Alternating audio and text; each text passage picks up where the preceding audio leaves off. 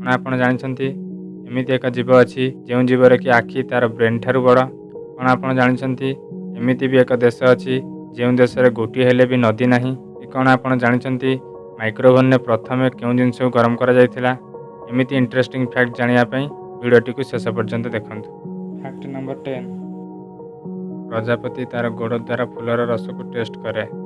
ଯେଉଁପରି ଭାବରେ ଆମ ଜିଭରେ ଆମର ଟେଷ୍ଟ ବାର୍ଡସ୍ ରହିଛି, ଯାହାଦ୍ୱାରା ଆମେ ଖାଦ୍ୟର ସ୍ୱାଦକୁ ଜାଣିପାରୁ, ସେହିପରି ଭାବେ ପ୍ରଜାପତିମାନଙ୍କର ତାଙ୍କ ଗୋଡ଼ରେ ଟେଷ୍ଟ ବାର୍ଡସ୍ ରହିଛି, ଯାହାଦ୍ୱାରା କି ସେ ଫୁଲର ରସକୁ ତାଙ୍କ ଗୋଡ଼ ଦ୍ୱାରା ଟେଷ୍ଟ କରିପାରନ୍ତି।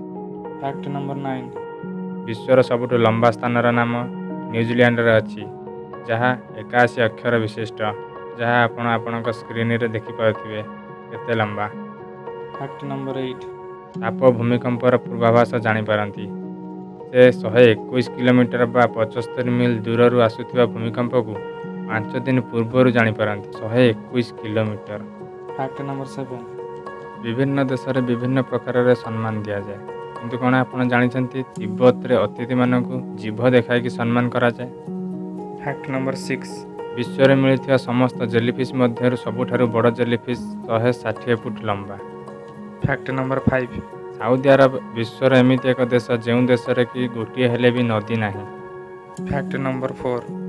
ଓଷ୍ଟ୍ରିଚ୍ ବା ଓଟ ପକ୍ଷୀ ଏମିତି ଏକ ଜୀବ ଯାହାର ଆଖି ତା'ର ବ୍ରେନ୍ ଠାରୁ ବି ବଡ଼। Fact number 3। ମାଇକ୍ରୋଓଭେନ୍ ତ ସମସ୍ତେ ଜାଣିଥିବେ। ମାଇକ୍ରୋଓଭେନ୍ରେ ଆମେ ଖାଦ୍ୟକୁ ଗରମ କରୁ, କିନ୍ତୁ କ'ଣ ଆପଣ ଜାଣିଛନ୍ତି ମାଇକ୍ରୋଓଭେନ୍ରେ ପ୍ରଥମ ପପକର୍ଣ୍ଣକୁ ତିଆରି କରାଯାଇଥିଲା? Fact number 2। ଆମେ ସ୍ୱପ୍ନରେ ଯାହାର ବି ଚେହେରା ଦେଖୁ, ତାହା ସହ ଜୀବନରେ କେଉଁଠି ନା କେଉଁଠି ଥରେ ହେଲେ ଦେଖା ହୋଇଥାଏ, ସେ ସୋସିଆଲ ମିଡ଼ିଆ ହେଉ ବା ଟିଭି ବା ଯେକୌଣସି ଜାଗା। କାହିଁକିନା ଆମେ ସେ ଚେହେରା ଦେଖିଥାଉ, ସେଥିପାଇଁ ଆମେ ତାକୁ ସ୍ୱପ୍ନରେ ଦେଖିପାରୁ। Fact number 1।